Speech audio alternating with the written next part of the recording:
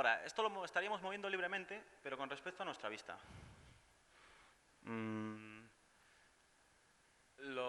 Es que estoy pensando... Claro, me he olvidado de una cosa. Y es importante, lo estoy viendo ahora.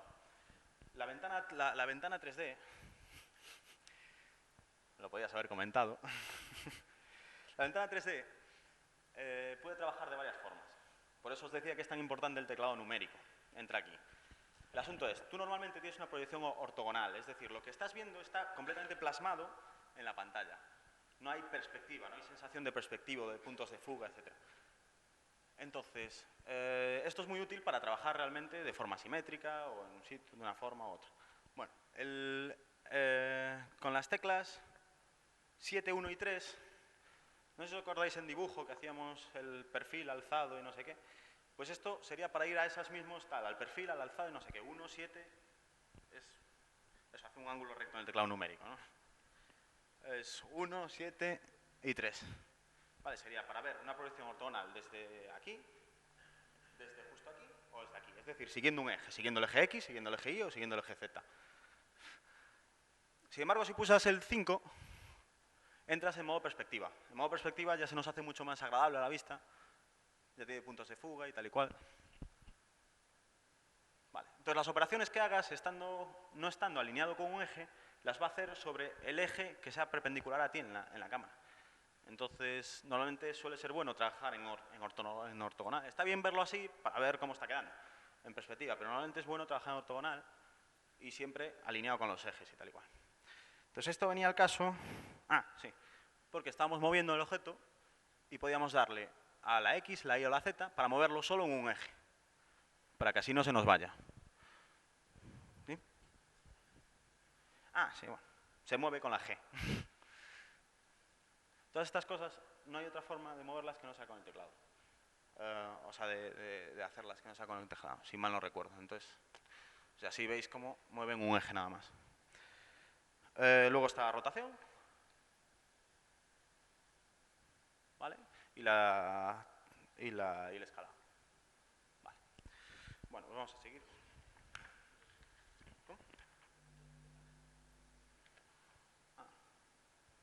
Sí, pero... Estoy viendo que me estoy alargando mucho, entonces voy a ir un poco más deprisa porque si no, no vamos a ver nada de lo bonito. Entonces vamos a seguir. Eso, voy a aumentar un poco la velocidad porque si no esto se nos va a hacer eterno. Seguimos modelando. Ahora vamos a ver operaciones que se pueden hacer en modo objeto y en modo edición. ¿Vale? En modo objeto, puedes duplicar, como hizo antes Rubén, tenía un cubo y de alguna forma lo movió duplicándolo, eso es con Shift-D. Puedes agrupar, eso quiere decir que agrupas varios objetos, bueno, más bien es emparentar. Un objeto haces que sea hijo de otro, que haces que sea hijo de otro, etcétera, etcétera. De forma que si tú mueves uno, se moverán con él todos sus hijos. Puedes hacer tracking, esto quiere decir que si haces tracking de un objeto a otro, ese objeto siempre estará rotado mirando a ese objeto. Por ejemplo, una cámara. Queremos que una cámara esté siempre mirando un objeto que nos interesa andar moviendo por la escena. Pues si traqueamos ese objeto con la cámara, quiere decir que si nosotros movemos el objeto, la cámara se mantendrá en el mismo sitio, pero la seguirá rotándose. ¿Vale? Luego está la unión, que une dos objetos convirtiéndolos en uno. Y operaciones booleanas, que son unión, intersección y diferencia. Tú puedes intersecar dos objetos de forma que queden en uno, puedes sacar su intersección o su diferencia. Vamos a hacer una demo. Así muy rápida.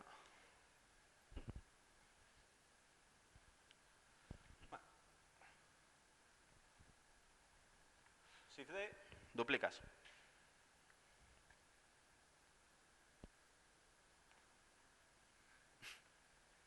Bueno, duplicamos porque necesitamos ahora dos objetos.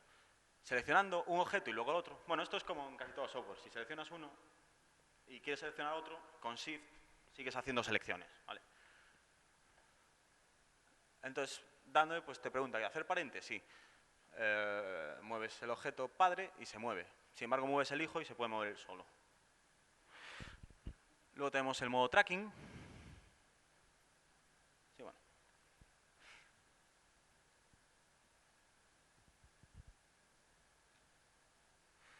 que moviendo el objeto al que traceamos, el otro siempre lo sigue rotándose hacia donde lo vea. Luego tenemos la fusión, que es simplemente eso, seleccionar dos cosas.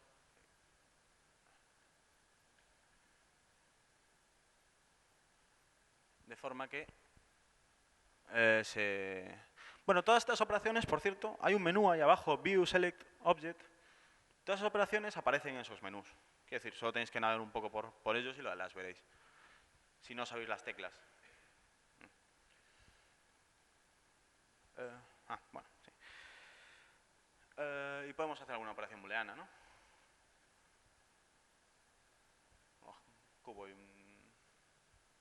Entre un cubo y una esfera, para que veáis qué es lo que sale de aquí.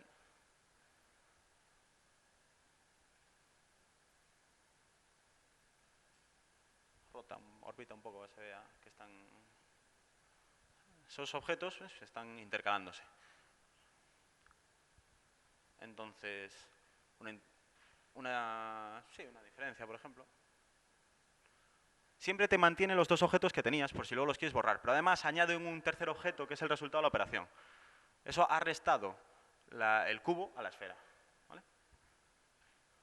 Y bueno, podemos seguir.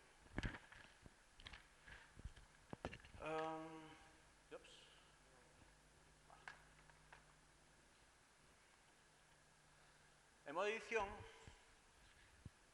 podemos hacer un montón de operaciones con los vértices, de forma que nos sea más fácil intentar modelar buscando lo que queremos crear en 3D. ¿Vale? Entonces tenemos un montón de operaciones. La selección de vértices también se hace con la B, como movíamos, arrastrando un cuadrado y seleccionándose. Luego hay una serie de botones que veremos ahora dónde están, que te enseñan una serie de información en modo edición que es útil, que es para enseñarte la normal de la que hablábamos antes, o ver las caras que tienes seleccionadas, etcétera, etcétera. Y luego tienes los specials, que le llama, que es un conjunto de operaciones que se aplican sobre vértices, ¿vale? Y que eso todavía hay ciertas carencias. La verdad es que esas operaciones están completamente dispersas por todo el interface. Hay una forma, dando a W, de que te salga un menú con todas, por algún motivo, pero buscándolas por los menús normales, pues están dispersas. Bueno, esas operaciones pues las veremos ahora, una serie de subdivisiones de la geometría, bueno, un montón de cosas. Tenemos aquí, bueno, esto es importante, Blender no tiene hacer y deshacer. Es una cosa que llevan pidiendo los usuarios desde hace mucho. Pero la han metido el hacer y deshacer cuando estás en modo edición, de forma que si haces alguna barra basada, pues puedes. Luego tienes la parte de smoothing, smooth es suavizar, ¿vale? ¿Qué pasa? El problema es que los polígonos crean superficies angulosas. Un polígono con varios polígonos, ya visteis algunas esferas que parecían hechas por polígonos.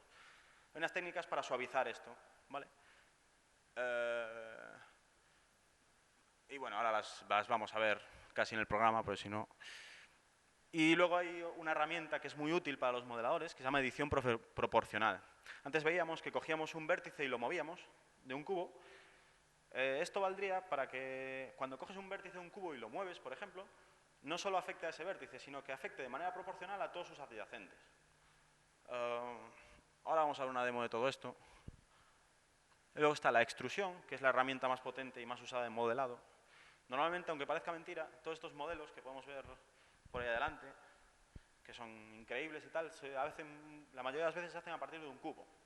Que tú coges un cubo y empiezas a extruirlo. Esto significa coger una cara bidimensional, ¿vale? Y moverla a otro sitio creando de nuevo más geometría. Lo veremos ahora, lo vais a ver bien ahora en el ejemplo. Y luego las superficies de subdivisión. Yo creo que todo esto se verá mejor en el ejemplo.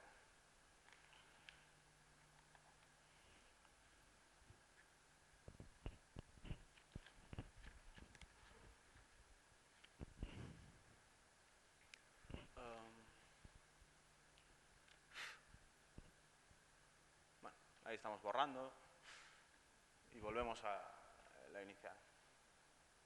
Creamos un cubo que ya por defecto se pone en modo edición, no hay que darle a tabulador.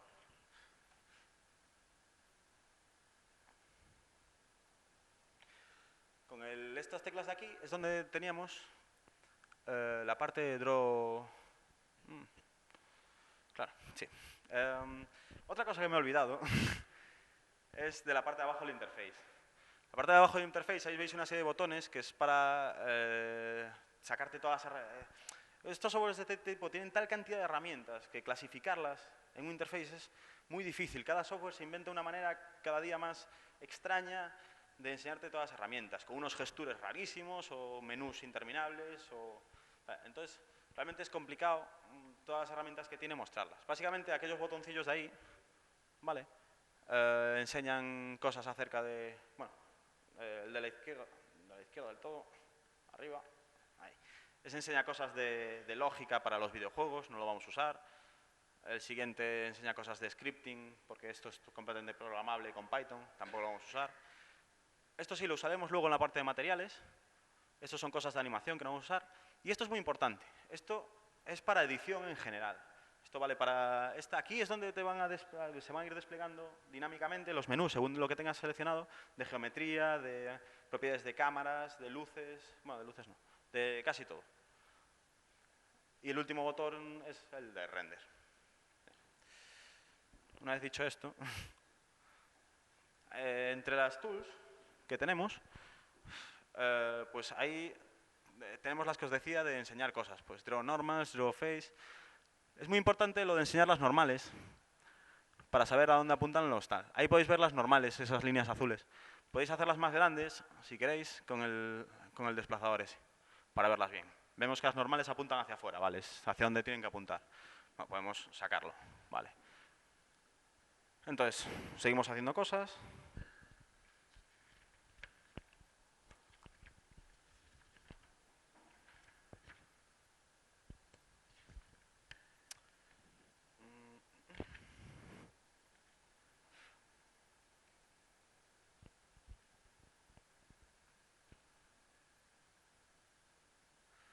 Sí. Vemos que en modo edición el mover los vértices, igual que en modo objeto movías el objeto entero, mover los vértices mueve los vértices única y exclusivamente ellos. Así podemos ir dando forma a lo que queremos. Podemos hacer lo mismo con rotación, escalado, etc. Luego tenemos un montón de herramientas. Ya te digo, un modelador es un creador. Necesita tener herramientas para crear. Es como esculpir barro. Tú empiezas a partir de un bloque, ¿vale? Y a partir de ahí tienes que empezar a crear geometría de forma que represente lo que tú quieres enseñar. Entonces, ahí tenemos más herramientas, pues de hinchar. Qué cachondo. Bueno, vemos que se puede hacer, rehacer.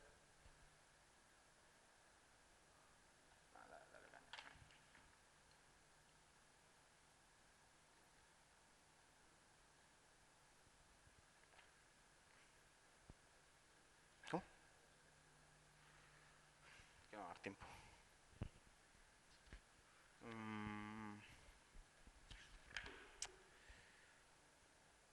No, mejor no. Sí, tira para adelante. Que vamos a ir saltando cosas porque creo que más que una charla hemos hecho un curso.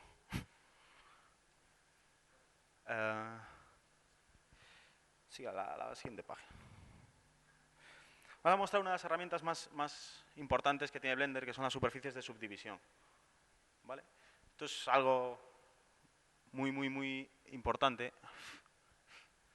porque a partir de una geometría súper básica, te permite, a partir de un algoritmo bastante famoso, hacer que esa geometría no sea la que realmente se vea, sino que sean puntos de control de otra geometría más compleja. Ahí podemos verlo como simplemente a partir de esa pirámide, activando las superficies de subdivisión que se activan ahí, tenemos una superficie que está generada por la geometría de arriba. Entonces tenemos muchísimo más sitio donde trabajar. Y luego los vértices de la geometría anterior sirven de puntos de control. Moviendo uno haces que se modifique toda nueva geometría. Otro ejemplo de... Bueno, que tenemos preparado demo para todas y cada una de las herramientas. No va a dar tiempo. De todas formas, esto se pondrá todo disponible para quien le haga falta. Entonces vamos a seguir, porque es que es absurdo.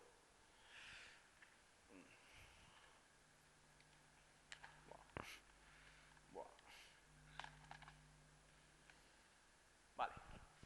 Lo de crear texto. A todo el mundo le gusta crear texto en 3D. Y a veces hasta es útil. Entonces, crear texto es un tipo especial de curva en el que realmente puedes editar con un cursor, de verdad, puedes editar el texto y darle profundidad y tenerlo en 3D, vaya. También había demo para editar texto, pero no da tiempo. Entonces, vamos a empezar con cosas más interesantes, desde mi punto de vista. Materiales y texturas. Aquí es donde las cosas empiezan a tener una apariencia interesante. ¿Vale? Es complicado. Un motor de render es una cosa muy complicada. Es una cosa que tiene que relacionarlo todo junto, ¿vale? Una geometría. Esa geometría tiene que tener unas propiedades físicas, que son los materiales. Esos materiales muchas veces usan texturas para darle más efecto, ¿no? Hay luces que interactúan con la geometría. Tenemos el escenario, es bastante nada. Entonces, a mayor comprensión del motor de render, cuanto más conozcas realmente con la herramienta con la que estás trabajando, más probabilidad hay que cuando tú saques tu render, tu imagen, ¿no?, se parezca más a lo que realmente querías enseñar, ¿no? Hay una cosa que se llama la ecuación de render, ¿vale? Ya digo que un render es algo muy complicado. La luz hay objetos que emiten luz, ¿vale? Y la luz va viajando por el espacio hasta llegar hasta nuestro ojo.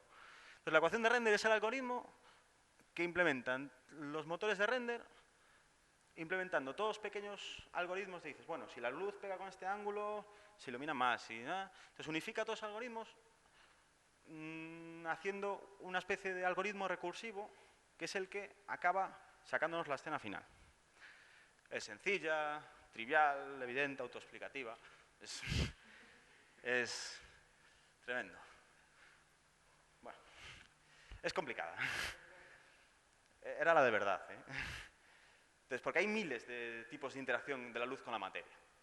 Es una cosa muy compleja. Un rayo de luz puede hacer un montón de cosas, como ser reflejada, ser absorbida por el objeto. Esa absorción puede que la luz navegue por dentro del objeto y salga por otra parte. Puede ser un espejo que refleje completamente la luz.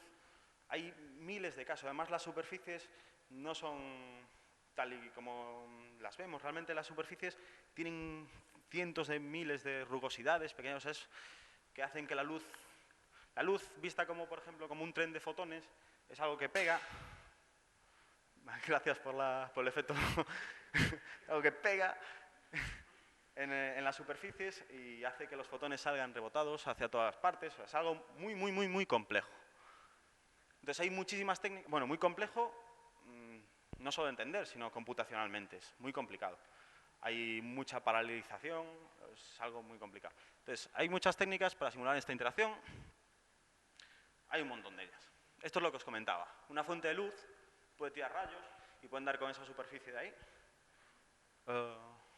Yo tenía un puntero láser tremendo. Ya. Esta es la fuente de luz. Y puede tirar rayos para todas partes. Entonces, si esta superficie, que como veíamos aquí, vemos otra vez la normal, se refleja por la ley de Snell, hace que refleje el mismo ángulo en el que incide, y esto se llama reflexión especular. Cuando la luz pega aquí, además de tener reflexión especular, que es decir, que sigue por ahí por la normal, refleja para todas partes, por culpa de la rugosidad del terreno. Eso se llama reflexión difusa. Además, la luz es absorbida por los materiales. Y no solo es absorbida, sino que alguna que absorbe sale del material. Eso se llama, bueno, lo llaman transmisión, es la translucidez, ¿vale? Es lo que pasa, por ejemplo, si te pones una luz detrás de la oreja, que la ves completamente roja por todas partes, porque la luz viaja, como es una superficie translúcida, la luz entra, viaja por toda la oreja y sale de forma casi uniforme por toda, ¿no?, teniendo la pinta de rojo. La oreja es el ejemplo que me pusieron a mí la primera vez que vi a translucidez, entonces ya me ha quedado. No es por ningún trauma. Bueno, luego está eso, la refracción. Vamos, hay muchos tipos de... ¿Y esto en qué se ve en un material? Pues en un material, toda esta iluminación, si la luz estaría por aquí más o menos, ¿vale?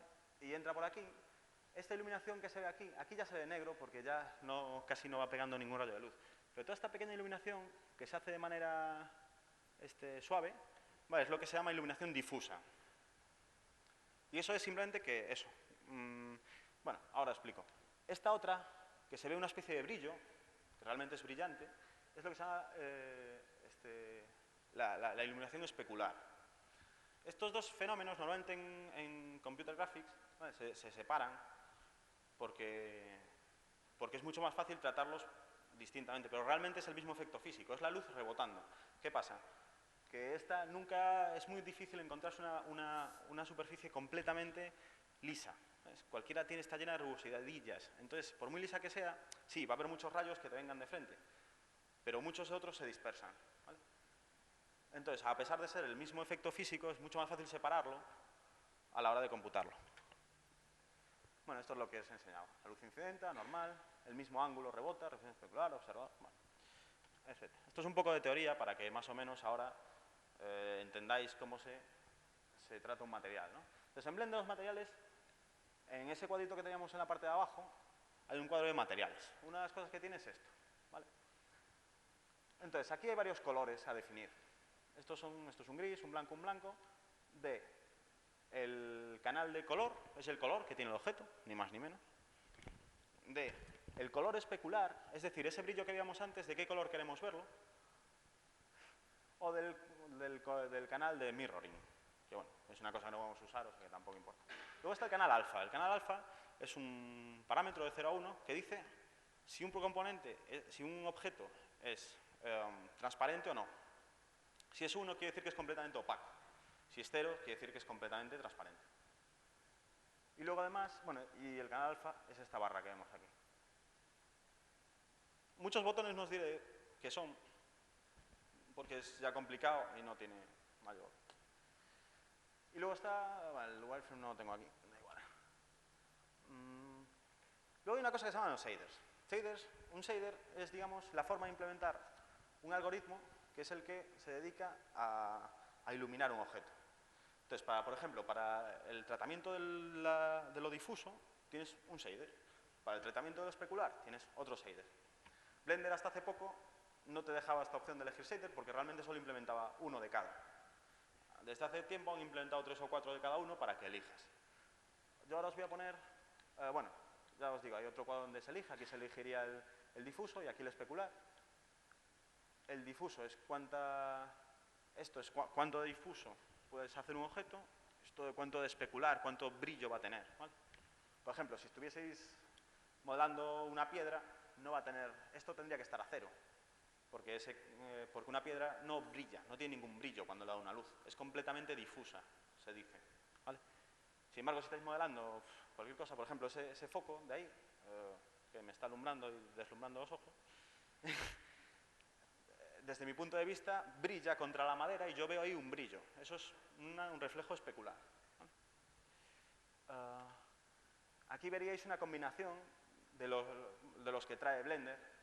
Trae el Cocktail, el Fong, Bling y el Toon, que es un tipo de shader para hacer lo que se llama render no fotorrealista. No se pretende que el render parezca real, sino se pretende pues, hacer cosas como cómic, cosas así.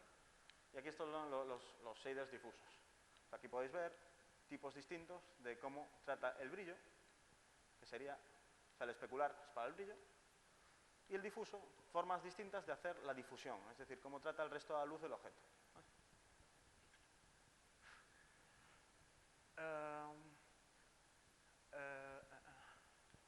Bueno, hay cosas que me voy a ir saltando porque es que si no es imposible.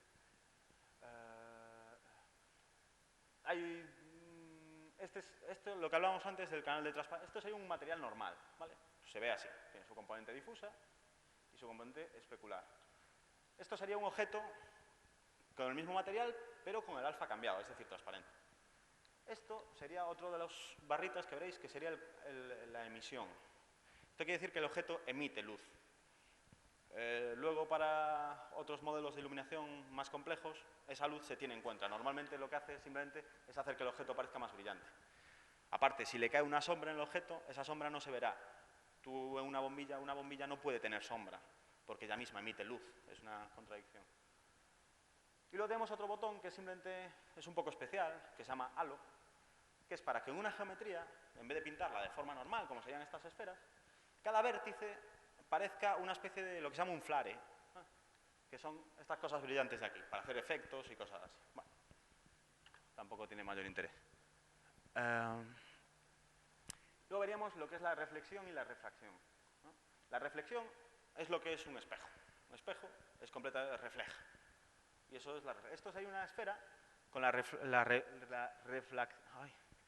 reflexión completamente a 1. Refleja todo el suelo que tiene alrededor, ¿no? Esto sería una esfera con refracción, es decir, que sería transparente, ¿no? Imaginaos la típica esfera de metacrilato o algo así. Pues, ¿qué se ve? Lo de atrás, pero al revés. Por cómo viaja la luz por la esfera. Esto sería teniendo en cuenta, o sea, suponiendo que son esferas perfectas, ¿vale? Y que el material por dentro, la densidad es absolutamente uniforme, etcétera, etcétera. Esto sería un material normal, ¿no? Con su brillo y su difusión. Esto sería un material brillante, ¿no? O sea, que emite. La combinación de todos estos, ¿vale? Porque todo esto se combina en un material, pues daría un objeto que refleja, que refracta, y no sé qué más cosas decía. Bueno, que tiene un pequeño brillo aquí, que tiene una cierta componente difusa, ¿vale? Y ahí tenemos. Aquí sí que es interesante.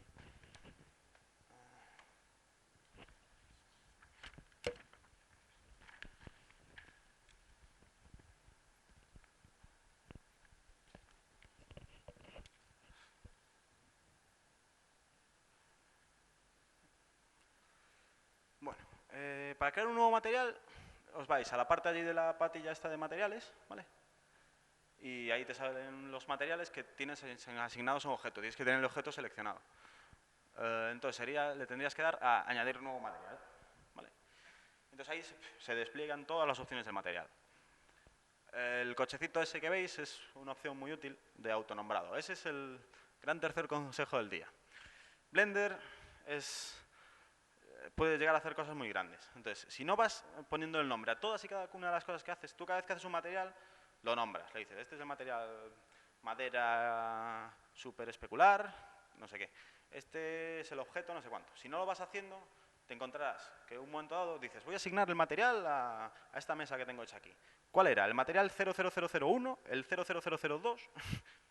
Y de verdad que no vale la pena.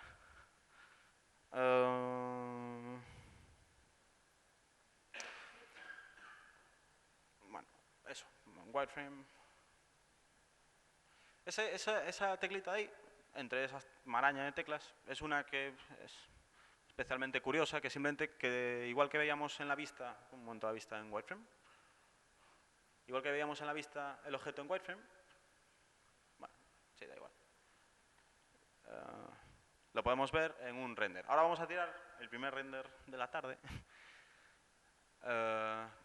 Luego os explicaremos un pelín más sobre cómo se hace un render, pero vamos a ir tirando renders ya, porque tenemos una cámara apuntando al objeto y una luz que lo ilumina, para que ya vayáis viendo cómo va quedando las cosas, ¿vale? Un render se tira con F12. F12 lo que va a hacer es renderizar lo que la cámara que esté en la escena está viendo, a lo que está enfocando, ni más ni menos. ¿Tiraste el render? Vale. Entonces eso lo que hace es que el objeto, en vez de pintarse normal, se pinte como si fuera alambre. Es decir, en vez de verse las caras, se ven las aristas.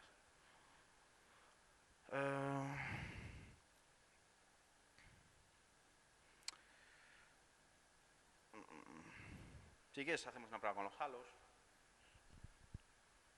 Una de las cosas curiosas que habíamos visto era lo de los halos, que es que hacer que... bueno, ahí veis como... la ventana que tenéis a la izquierda siempre os va a enseñar un preview del material, ¿vale? Aplicado, pues eso, sobre tal. Entonces ahí veréis cómo queda el halo. Si lo tiráis, pues veis que lo que hace es en cada vértice sitúa un halo. Pues para hacer efectos y cosas así está bien. Hacemos un material normal para que se vea. Pues un material le pondríamos el color que querríamos, elegiríamos el color. Shader pues ya tiene asignados los dos por defecto, el Lambert para la difusa y el Cooktorn para especular, con una serie de parámetros que vienen por defecto. Y eso es el preview del material. Si damos un render, pues vemos que se ve así. ¿Vale? Y hacemos una prueba de espejo y transparencia, por ejemplo. En esa otra solapa tenemos el Mirror Trans y hay dos botones para activar la especularidad, la reflexión, y el de abajo para activar la refracción, ese. Entonces ahí vemos que la esfera ya refleja. Acaba de bajarle el alfa. Eso de... vete otra vez al alfa, por fin. Eso de ahí es la barra de alfa. Eso es lo que hace más transparente o menos el objeto. ¿Vale? Vale. Bueno, pues tira un render. Eso es una serie de parámetros. Bueno, de verdad que están todos explicados aquí, pero es que nos van a dar las uvas. Bueno, no tienes nada que reflejar. Bueno, da igual. Vamos a seguir. Eso, o sea, eso es coger... Vamos a ver, Blender evidentemente es imposible aprenderlo en 2 horas, como decía al principio. Pasa con cada una de estas cosas, te pones en casa... Sí, dentro de un momento, es que termino ahora. Sí. Vamos a hacer... Os explico 3 cosas más y hacemos un descanso. Las texturas...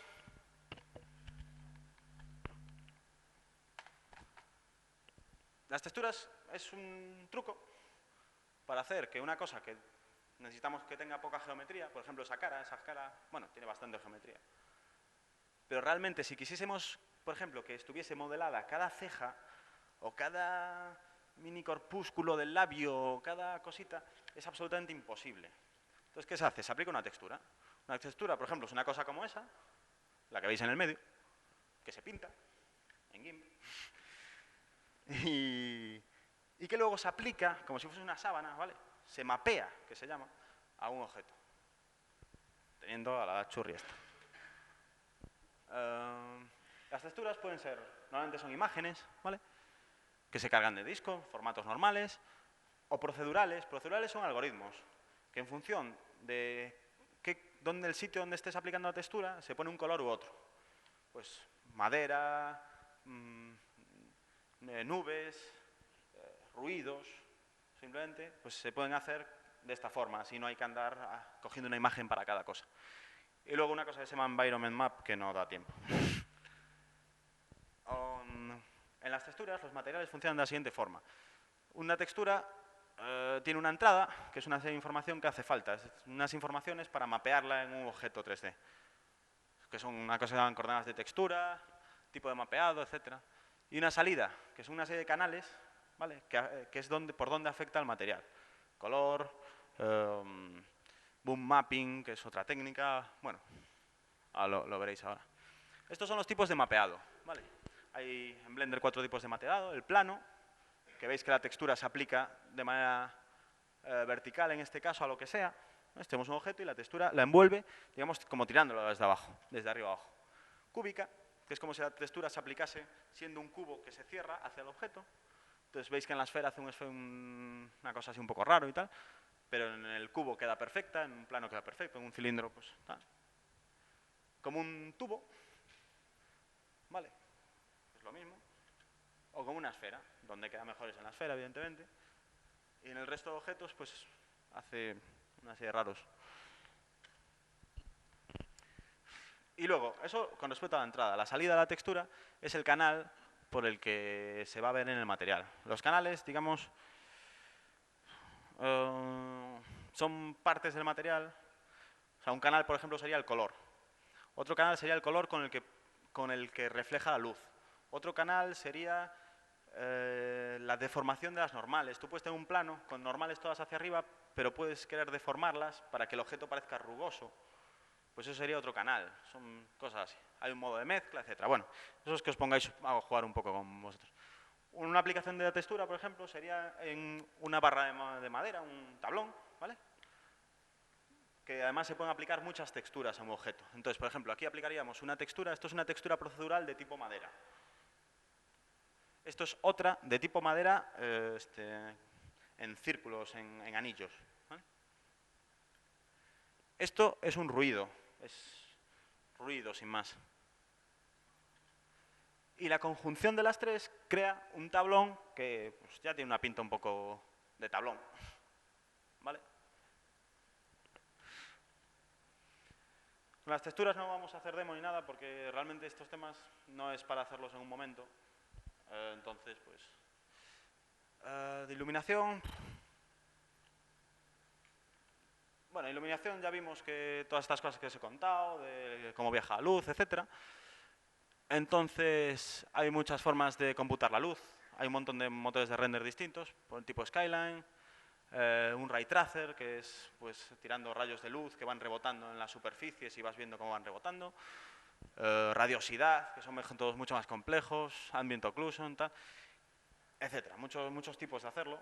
Pero además Blender lo que soporta, como la mayoría, es... O sea, estos programas suelen ser muy codiciados, cuestan mucho dinero y normalmente están fuera del modelador. ¿Vale? Entonces, Blender trae su propio motor de render, pero además acepta motores externos. Son otros programas que simplemente le pasan la información de la escena y te devuelven una imagen. Hoy en día, Blender se ha más o menos afiliado con un agente que además es de la Universidad de Oviedo, que es de aquí al lado, que empezaron a hacer un motor de render que se llama Jafray, que es Yet Another Ray Tracer, otro Ray Tracer más.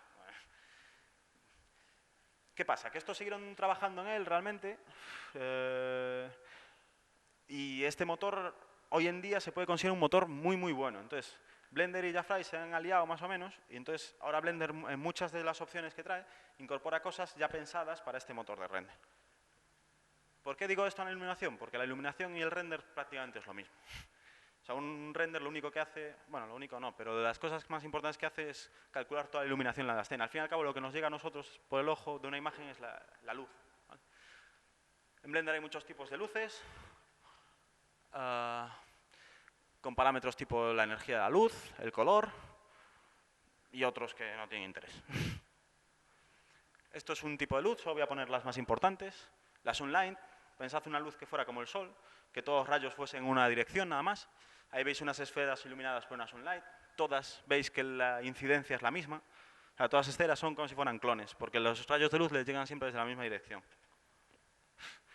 Esto es otro tipo de luz, que es la lámpara, la lamp light, que echa luz hacia todas las direcciones desde un punto, o sea, es puntual, y que además hace una atenuación, es decir, cuanto más lejos esté el objeto a iluminar, menos luz le llega. Hay una serie de parámetros, distancia a la que llega la intensidad, bueno, etc. Y esto es una spotlight. Una spotlight es un foco, como ese, que me deslumbra. Y es un foco que puedes abrir más o menos, es un cono que ilumina. Veis esferitas iluminadas por un cono.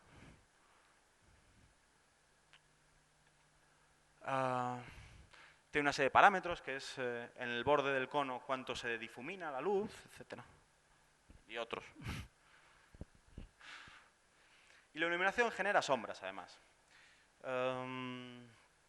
Tú cuando iluminas un objeto, genera una sombra. Las sombras no es algo natural en la realidad, pero no es trivial en un motor de render. Entonces, bueno, hay una serie de parámetros, ¿vale? Para activar las sombras, que es mejor verla en la demo. Y estas son sombras modificando esos parámetros, ¿vale? Sombras que quedan perfectamente delimitadas, que eso no es muy cierto. Sombras que quedan más difusas, pues en función de cómo modifiquéis esos parámetros. Ups. Y luego hay luces. Todas estas luces que hemos visto son puntuales. Esto no existe. No puede haber una luz puntual en la realidad. Una luz es un objeto que emite luz y un objeto no puede ser puntual. Un objeto tiene un volumen. Entonces, hay el último tipo de luz que os voy a explicar, que es el area light, que es una especie de polígono que emite luz. La emite desde toda su superficie. Más o menos de esta forma. Y entonces las sombras, esto sería la sombra generada por un punto de luz, veis que la sombra está perfectamente definida, y esta sería la sombra generada por un area light. Es una sombra mucho más difusa y mucho más real, realmente. Bueno, tendría aquí para la demo. Pero bueno, creo que estoy pensando yo que... Tenía pensado el plan de hacer el descanso un poco más adelante, pero yo creo que es bueno hacerlo ahora. Y luego, la segunda parte... Bueno, en la segunda parte ahora nos quedan solo 2 tonterías. Y en la segunda parte vamos a hacer un ejemplo completo, ya sobre Blender, vamos a hacer una escena, una piedra con una espada pinchada en el medio y un render bueno, ¿vale? Y después de eso, por último, voy a poner un vídeo de 20 minutos que se va a presentar este fin de semana en el Ars Futura como presentación de Blender. Y ahí hay trabajos impresionantes de Blender, bueno, que podréis ver si queréis, y con eso ya acabo. Entonces hacemos un descanso ahora. 10 minutillos. ¿Cómo? Me dicen por aquí que no os vayáis. No sé si esto es denunciable. No, nada, es para recordar que los que quieran certificado que se acuerden al señor al final de volver a hacer una arriba. Nada más. Gracias.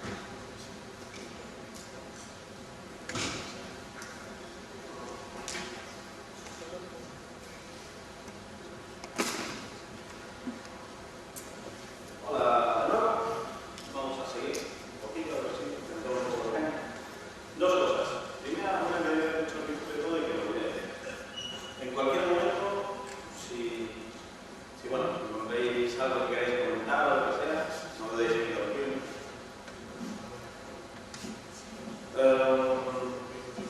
Y otra cosa es que, bueno, ya tenemos algunas de las más preparadas en algunos apartados de textura, de discriminación, etc.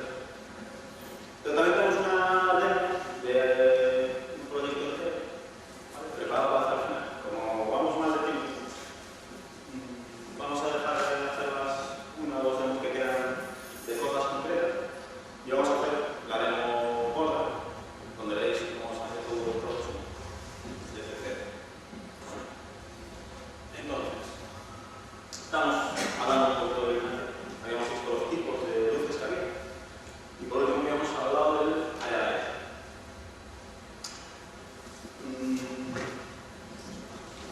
Cosas que tienen las luces del Blender. Efectos interesantes. Bueno, he puesto un par de ellos. La luz volumétrica. La luz volumétrica sirve para crear efectos chulos de los tipos de ambientes donde hay humo, o niebla, polvo, algo así. De forma que la propia luz se ve de alguna manera. Esto lo hace, no sigue ningún modelo físico en absoluto. Simplemente es un fake matemático pues, para que se vea la luz. ¿Se ve? Sí. Entonces, la luz volumétrica la genera el spotlight, que si recordáis es la luz que me cono, ¿vale? Y simplemente se activa un botón que es halo, se llama halo, ¿vale? La luz. Y un efecto que hace pues es el que se llama. Bueno, olvidando el estado de luces, no hay tiempo. Simplemente es ver, si os fijáis aquí, la esfera emite se lanza la sombra, pero activando una opción, además la sombra también parece que tiene una, no sé si os fijáis.